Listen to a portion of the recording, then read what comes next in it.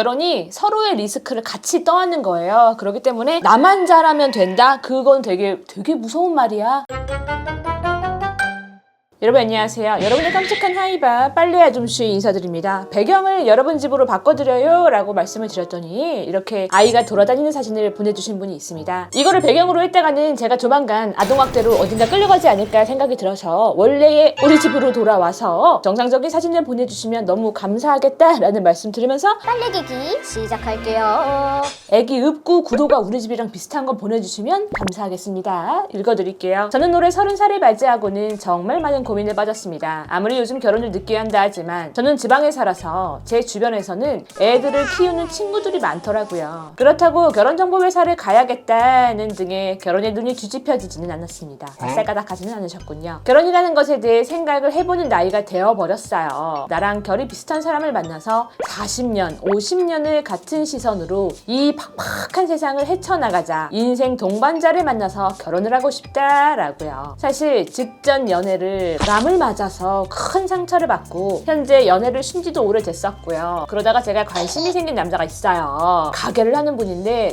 정말 제 이상형이 아니거든요. 술 마시는 것도 좋아하고 담배도 피고 키도 크지도 않은데 이야기를 하면 너무 잘 통하고 사람이 너무 웃겨요. 진지한 얘기? 가치관 얘기와 같은 것을 할 때면 생각하는 게 똑같아요. 정말 너무 신기하기도 하고 이야기거리가 계속 생겨서 너무 즐겁고 재미있어요.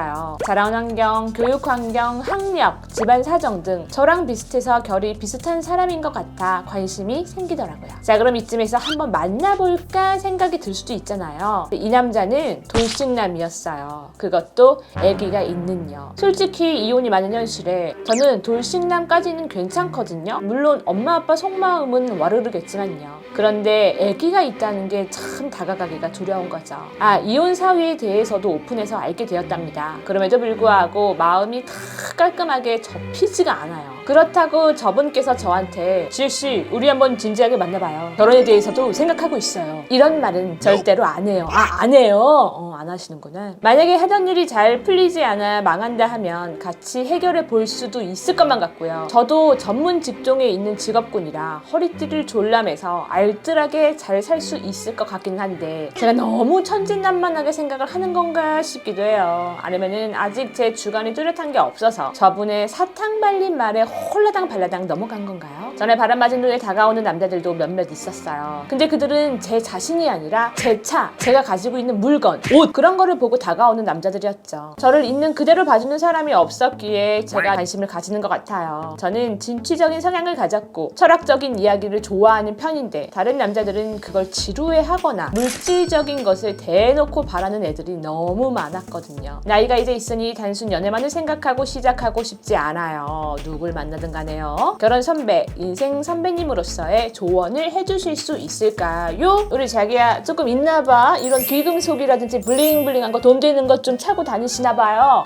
옷도 좀 탄하게 메이커 같은 거 막 로고 플레이 그런 거 입고 다녀? 그러니까 자기야 오는 사람마다 이런 금은 보어나 금붙이 보고서는 이러고 달려. 이건 너무 귀여운 강아지야. 그 사람들도 누울 자리를 보고 발을 뻗어요. 나 유럽 가가지고 소매치기 조심해라 친구들이 항상 그랬거든요. 나는 눈 씻고 찾아봐도 하나를 못 찾았어. 왜냐? 나 유럽 갔을 때 3일 동안 같이 또 이런 스타일을 입었거든요. 그런 거라니까 목이 막 여기까지 배꼽 보일 정도로 늘어나는 거 입고 여기 막 너플러플러 풀 해가지고 그런 거 입고 다니잖아. 사람들이 그래요. 인플루언서가 되면 뭐 DM으로 뭐 돈 빌려주세요 이런 메시지 오지 않나요? 걔네들은 눈가락이 없냐? 걔네들은 콧구멍이 없어서 돈 냄새를 못 맡는 걸까? 누울 자리를 보고 발을 뻗는다. 뭐 그렇다고 해가지고 우리 자기야가 탄하게 하고 다니는 거에 대해서 그짓고를 하고 다니세요. 그런 말은 아니에요. 근데 이렇게 좀 삐까리 번쩍하게 하고 다니다 보니까 그 와중에 누군가가 가게 사장님이 어머 나의 있는 그 자체를 보고 다가봐 주는 것 같아. 이런 거에 확 끌리는 거잖아요. 말도 안 되는 거에. 그러면 이 가게 사장님한테 느끼는 내 감정이 진짜 발이인지 가짜 발이인지 반사작용인 건지 체크를 꼭 해야 되죠. 어쨌든 간에 잠깐만 빨래를 내려놓고 지금 상황을 조금 정리를 해보자면은 사장님께서는 고백도 없고 진행 의사 표현이 아직 크게까지는 없어요. 제가 이 사연을 읽었을 때 느낀 거는. 근데 우리 자기야는 이 사람은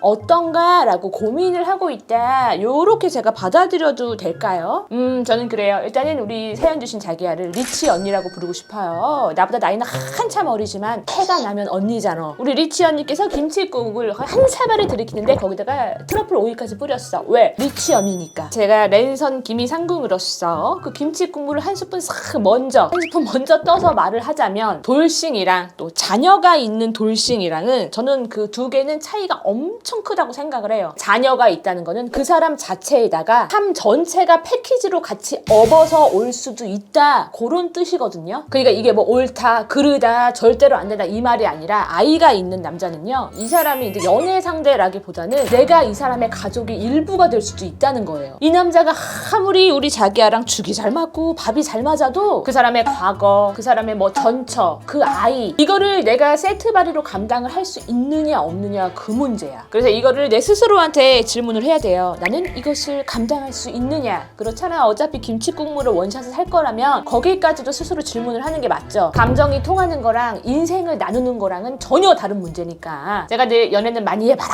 라고 말씀을 드리잖아요. 사랑은 뭐 가벼운 마음에서 시작을 할 수 있어도 결혼은 그게 가벼운 마음으로 시작을 하면 안 돼요. 그리고 아까도 얘기를 했지만 우리 리치 언니, 이 사람이 나를 있는 그대로 정말 봐준다, 다른 남자랑은 너무 다르다, 그 감정이 정말 맞아요? 운이 안 좋아가지고 그 전 남자가 또 하필이면 바람을 피웠어. 그리고 그동안 나한테 다가왔던 남자들이 나의 겉껍다그만 보고서 다가왔어. 그러다 보니까 반작용으로 어머, 이 사람은 나의 내면을 들여다본 것 같아, 그렇게 느끼는 건 아닌 건지. 왜? 지금 우리 리치 언니는 너무 갈증이 있어. 목이 말라. 사랑에, 애정에, 이제 30대도 됐고 누군가는 인생의 동반자를 만나야 될 것 같은데, 그런 목마른 상태라 뭔가 이 남자가 나한테 보여주는 작은 따뜻함이 더 부풀어가지고 감정이 이만해가지고 나한테 다가올 수가 있다는 거죠. 그리고 이거는 조금 다른 얘기일 수도 있지만, 우리가 이제 30이 넘었잖아요. 우리 리치 언니 지금 상태에서 힘든 일이 있어도 뭐 허리띠를 졸라매고 우리가 이 역경을, 이 힘든 거를 이 사람이라면 같이 이겨낼 수 있을 것 같아. 그 말이 참 멋있고 로맨틱한 말이에요. 그리고 실제로 결혼이라는 게 그런 마음이 들어야 할 수 있는 것도 맞아. 근데 왜 이 말이 우리 자기한테는 위험한 말이냐? 이거는 사랑에 취해 있을 때 가능한 말이기 때문인데, 우리 자기는 지금 만취. 빨리 기사님 불러야 돼. 대리기사님. 원탁의 기사님 말고 대리기사님 불러야 돼. 지금 냉정한 얘기 같지만 현실에서는 힘들 때 사랑도 식을 수 있어. 물론 나는 가능하겠지. 왜? 나는 리치니까. 나는 전문직이고 알뜰하게 살 자신이 있고. 근데 이거는 뭐다? 내가 할 수 있는 내 몸만 준비되어 있는 상태일 수도 있다. 상대방도 그런 마음가짐을 갖고 있는지가 지금 미지수예요. 결혼이 서로의 리스크를 같이 떠안는 거예요. 그렇기 때문에 나만 잘하면 된다? 그건 되게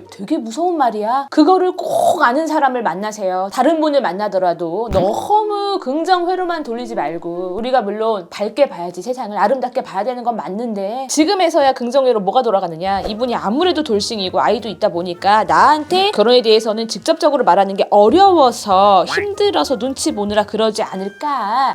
그런 입장에서 만약에 저한테 이 김치 국물을 마실 것이냐라고 물어보신다면, 저라면은 이거를 바로 원샷을 때리지 않고 뭐 고백을 갈긴다든지 뭔가를 진행한다든지 그러지 말고 그냥 관찰을 할 것 같아요. 볼 것 같아. 우리 자기야도 조금 지켜봐봐. 뭔가 어려운 상황이 생기고 그런 이슈가 발생을 했을 때 애기 문제가 아마 바로 튀어나올 수도 있어요. 그런 게 발생을 했을 때 어떻게 이 사람이 대처를 하는지, 나를 어떻게 대해주는지, 그리고 뭐 애를 키우는 방식, 아니면 전처와의 관계, 그리고 본인의 어떤 미래 같은 거, 이런 약간 하드한 질문들 있죠. 어려운 질문을 꺼내봐. 슬쩍 꺼내봐요. 물론 지금 고백도 갈긴 상태가 아니라서 이런 거를 슬쩍 꺼냈을 때 어떻게 반응을 할지는 저도 미지수예요. 근데 다행히 상대방에서 요거를 좋아하신다면서요. 그러면 자연스럽게 끊을 수가 있지. 약간 하드한 질문을 했을 때 상대방이 자꾸 말을 돌린다, 아니면 뭔가 빤스런을 하는 것 같다, 불편해하면서 회피를 한다, 그거는 정확한 신호다. 무슨 신호? 김치 국물을 당장에 때려 부셔야 된다는 신호. 그리고 우리 자기 같은 경우는 지금 감정이랑 내 현실을 조금 균형을 맞추는, 체크리스트까지는 아니지만 뭐 아무튼 그런 거를 조금 만들어보는 게 좋을 것 같아요. 예를 들어서 만약에 이 남자랑 아기가 뭐 다쳤다, 그럴 때 내가 같이 병원을 가줄 수 있겠는가? 아니면 뭔가 명절이 왔어요. 그런데 그 명절에 전처가 아기를 보고 싶다라고 해가지고 남편한테까지 찾아왔을 때 내가 어떤 액션을 취하고 감정적으로 내가 어떨까? 이거를 내가 감당할 수 있는 사람인가? 체크리스트에 이걸 해봐요. 이 내가 만든 리스트에 체크가 많아져야 이거를 내가 진짜로 감당할 수 있는 거예요. 둘이 멍실하게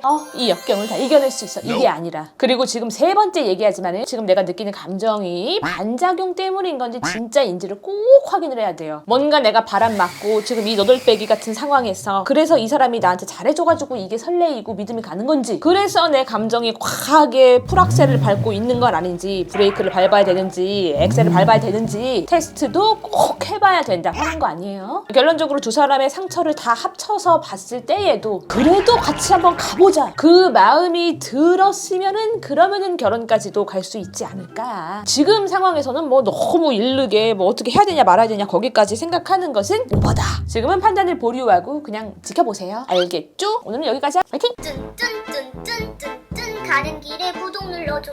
뚠뚠뚠뚠 가는 길에 구독 눌러줘.